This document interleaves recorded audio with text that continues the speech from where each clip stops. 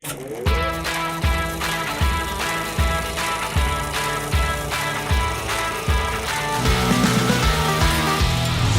Walking Dead, Season 8, Episode 3, entitled Monsters, directed by Greg Nicotero, aired Sunday night. I didn't get a chance to watch it on Sunday Night Live, but we did watch it Monday night. So I'm going to review this episode, let you know what I found in terms of Easter eggs, any predictions that I have for the future of the show.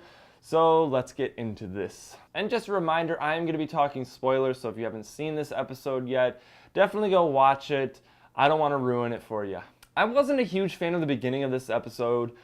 They kept jumping back and forth between timelines again, but this time with King Ezekiel giving a speech about not losing one of their ranks, and we have the strategy, they have the numbers. I think Carol says that, but you know they're walking through. They get captured, held at gunpoint by the saviors, and then the rest of the people from the kingdom just start shooting them, and then they take care of him. It was a little too easy in my opinion. And then we flash over to Rick and Morales kind of talking trash to each other and telling each other their stories and how they got here, which I thought was pretty interesting. It did feel a little forced with the acting. I think the guy who plays Morales, he was like, he really wants to sell this character, and he's like, oh, I'm such a good actor. That's how I saw it. Like, he's just holding him at gunpoint and just angry.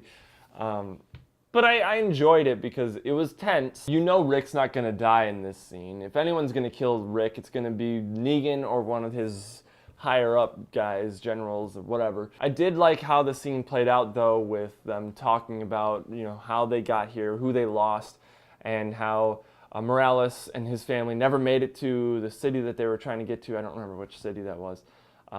Somewhere in Georgia. And then Rick goes on to say, you know, who he's lost: Lori, Andrea, Shane, and Glenn. And everyone always forgets about T-Dog. Why? T-Dog was important. He survived until season 3. He helped them retake the prison, or just take the prison for the first time. And I kind of miss T-Dog. He was such a cool character. And there was obviously other characters like Dale that they always forget to mention. It's like, man. Anyway, I mean, that would just take too long to mention them all.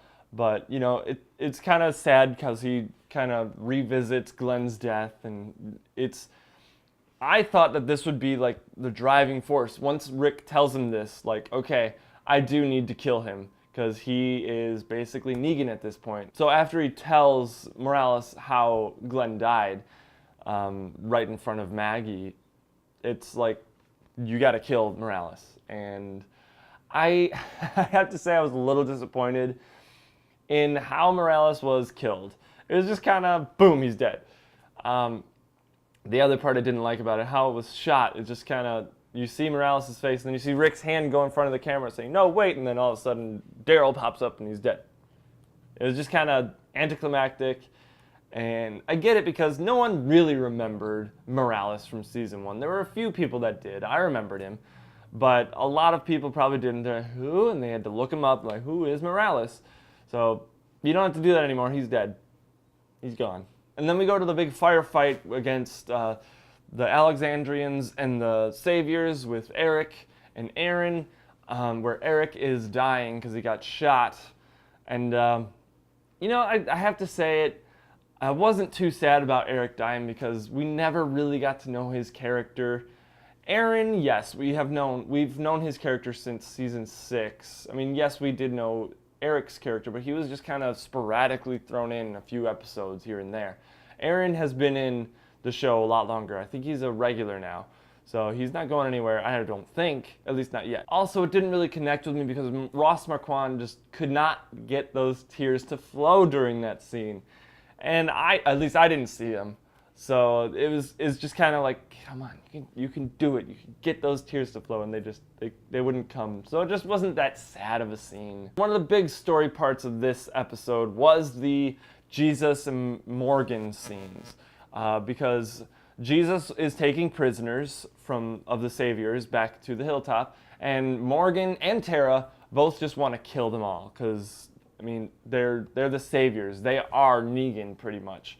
And this one guy who, he's talking crap to Morgan and basically, you know, teasing him and toying with him because Morgan is wearing Ben's armor, and this savior is the one who killed Ben. So Morgan just wants him dead. He wants revenge. And to be honest, I wish that he would just kill him. And he had an opportunity, but Jesus stopped him, and this results in a big fight between the two. And while I have to say this fight was cool, it did seem a little like Power Rangers type of fight, because every time Morgan gets hit, he's wearing pads, he's just like, oh, and like holds his stomach, like taking breaths, looking over, like, I don't know, it was kind of weird, and it was cool, it was fun, but it did feel a little bit too much like Power Rangers. And Jesus just seems a little too skilled to be fighting against Morgan, who actually trained to fight with this stick from the Cheese Man, if you remember back in season 6, I think it was. He's snapping back to his clear mode, and then at the end of that fight scene, he just kind of, whoa, snaps out of it. And Jesus sees that, so I'm hoping that, Jesus goes back and gets Morgan. He's like, hey, I know what you're going through. We can help you. Instead, for now, Morgan just kind of walks away, and he doesn't want to be part of this war anymore, which sucks. Because Morgan was awesome in the last episode, just wiping out saviors left and right. That was so cool. Now he's just kind of, I'm done. I can't do this anymore. I hope that they bring him back into the fold. They probably will. I just don't know when. They're going to leave him be for a couple episodes, I think. Kind of like what they're doing with Negan and Gabriel, because we haven't seen them since the end of the first episode, which kind of sucks. Like, I don't even know if we're going to get anything in the next episode either. So hopefully soon we will see that. I did like the shootout with Rick and Daryl and a bunch of the saviors down the hallway. That was pretty cool. It was exciting. And then they run out of ammo, so Rick shoots a fire hydrant, causing all this smoke. And, they shove saviors down an elevator shaft, which, to be honest, I didn't see them being on a higher floor. I don't remember them being on a higher floor, so the elevator shaft kind of came out of nowhere. So I don't know. I didn't remember that. So we get Maggie back in this episode. That was cool. She's such a cool character, and I want more of her. And I think we're gonna get more of her in the next few episodes. There is an episode titled Rick, the Widow, and the King or something. That being obviously Rick, King Ezekiel, and Maggie. So I'm excited for that. Or it could be Carol. I mean, Carol's a widow as well. So we'll have to see. It was a bit of a funny scene when Gregory comes back, though. I enjoyed it. It was serious and funny. I like that about Gregory's character, is you can hate him, but you can still laugh at his jokes because he's such an idiot. And I don't know, I appreciate that. So after all the fighting has taken place, Aaron goes back to check on Eric to see if he's still alive. And, well, Eric's gone, and he's a walker, and he's walking away. And again, the scene could have been better and more emotional. But Ross Marquand's face, he doesn't have a good cry face, and he's really trying to get those tears out. He just can't. And it just kind of took me out. I'm like, oh man, come on, dude. You could do it. You could do it. But he didn't. So Rick is writing a letter and taking pictures. Who is he writing this letter to? I know he's taking pictures for 2 reasons, maybe 3 reasons. 1, to document the war and possibly their victory.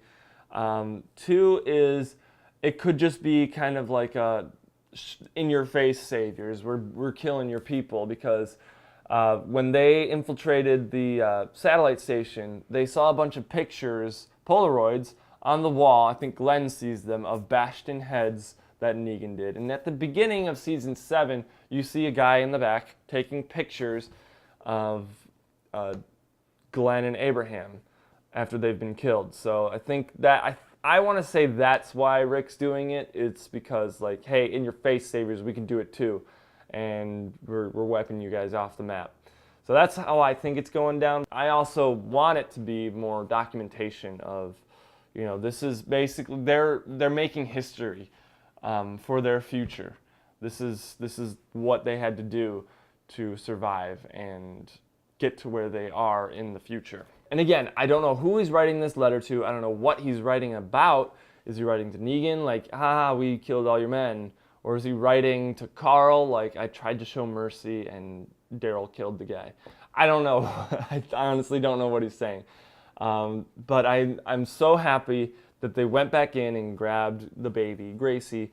That was a touching scene because, Aaron, he just lost Eric. He's like, I'll take her to the hilltop. That's where I was going to go anyway with Eric. We were going to update Maggie on everything. So I hope that they don't kill the baby. This show, there's really no limits to where they will go with this show to keep it interesting. And I kind of admired that about this show. So we'll see what they do. And then when this kid comes out of nowhere and starts shooting at Daryl and Rick, Rick makes a deal with him, like, I'll give you my word. If you tell us where the guns are, we'll let you drive away. And so Rick's actually going to do that. And Daryl just up and shoots him right after he tells him where the guns might be. So, yeah, Daryl's he's turned into the monster. I thought it was going to be Rick that was turning into the monster. It's actually Daryl. And I like that because he's doing what needs to be done. But Rick knows that eventually they're going to have to start showing mercy because they're going to have to live with the consequences and live with the knowledge that they've killed all these people. So, remember those 3 questions that Rick and everybody asked when they were living at the prison? Like, how many walkers have you killed? How many people have you killed? Why? Rick wouldn't be able to answer any of those questions because he's lost count by this point, on all accounts. And now Rick and Daryl have a new mission, and we've gotten them teaming up the last 2 episodes. Looks like we're going to get more of that in the next episode.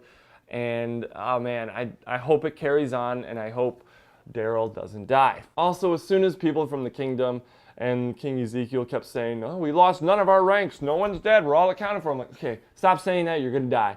Someone is going to die. Sure enough, they have this big mounted machine gun up in a barn. They start mowing down people from the kingdom. And I wasn't expecting people, like the soldiers, to like jump on King Ezekiel to protect him. Because it's like, I get it. They respect him, but he's not actually a king. I think they got 4 people in the process of trying to kill King Ezekiel. So I assume the next episode is when we will get that scene from the trailer that said, thanks, Your Majesty, for being such a cool dude. That's when I assume that we'll get that scene in the next episode or 2 or 3. So that's the episode, and I've got to be honest, this episode wasn't as exciting or interesting as the last episode. It had some moments, it had some good moments, but for the most part, it just wasn't as good as the last episode. So I got to give this episode of The Walking Dead a B-. It was fun, it was exciting, there was some cool stuff in it, but overall it just kind of happened. So yeah, B- is what I'm giving it. Now on to the Easter eggs. I gotta be honest, I only found 1. When we were watching this, we didn't really get to hear much. I rewatched a few parts of it to make sure that I wasn't missing anything important. But there's really only 1 Easter egg, and really just a callback that I found. It might be a stretch. When Aaron leaves Eric up against the tree basically to die, it just kind of reminded me of when the group left Jim against the tree to die when they were on their way to the CDC. That's really all it reminded me of, because Jim was bitten and he was dying. He was about to turn into a walker, and Eric was shot and he's basically dying too. So unless they had a doctor right then and there, but even then he might not have lived. So that's all I found in terms of Easter eggs. Let me know if you guys found anything that might be a callback to previous seasons, or Easter eggs, or even hints at new characters that might be showing up soon. Who knows? Let me know in the comments below. As for predictions, it's really hard to predict from this episode. I obviously, like I said, I think that in the next episode or 2, we're going to get that scene from the trailer that said that with the King Ezekiel and his guard, I keep forgetting his name, the guy with the big axe, when he's like, thanks, Your Majesty, for what? For being such a cool dude, because they're about to be overtaken by zombies. Maybe in that episode, the next episode or 2, we'll get that scene where Shiva's surrounded by walkers. That'll be an awesome scene. So yeah, I'm excited for the next few episodes. We're going to get a few scenes of Rick fighting off with road rage against another savior. Maybe he's going to show mercy to this guy. who knows? It's really hard to say. I still don't know when we're going to get back to Negan and Gabriel. I don't think it's going to be happening next episode. They're going to draw that out as long as they can because, to be honest, I don't think they have much material left for Negan, at least in this story arc. We don't know what is going on back at the Sanctuary. They're surrounded by walkers. Gabriel and Negan are in a trailer, and it's just, there's no way out. And yeah, I kind of hope that they give us a saviors breaking out, killing all the walkers by hand, not with guns, by hand, like Rick and the Alexandrians did back in season 6, because that was one of my favorite episodes ever. So I'm just excited for the future of this show. It's exciting. It's just been nonstop action, and I love it, but I also wish that they'd tell us more of a story. But we'll see. So that's all I got for you guys with this episode. Let me know what you guys thought of this episode in the comments below. Let me know if you found any Easter eggs. What do you think is going to happen in this show? Who do you think is going to die in the next episode or two? In this show, we've always got characters dying, whether they be important characters or non-important characters, but we always have somebody dying. Let me know in the comments below who you think is going to be at risk at least. So yeah, if you like this video, be sure to give it a big old thumbs up, subscribe to the channel, and make sure you hit that bell icon next to the subscribe button so you can be notified of when we upload new content. And as always, thank you so much for watching, and I will see you in the next video.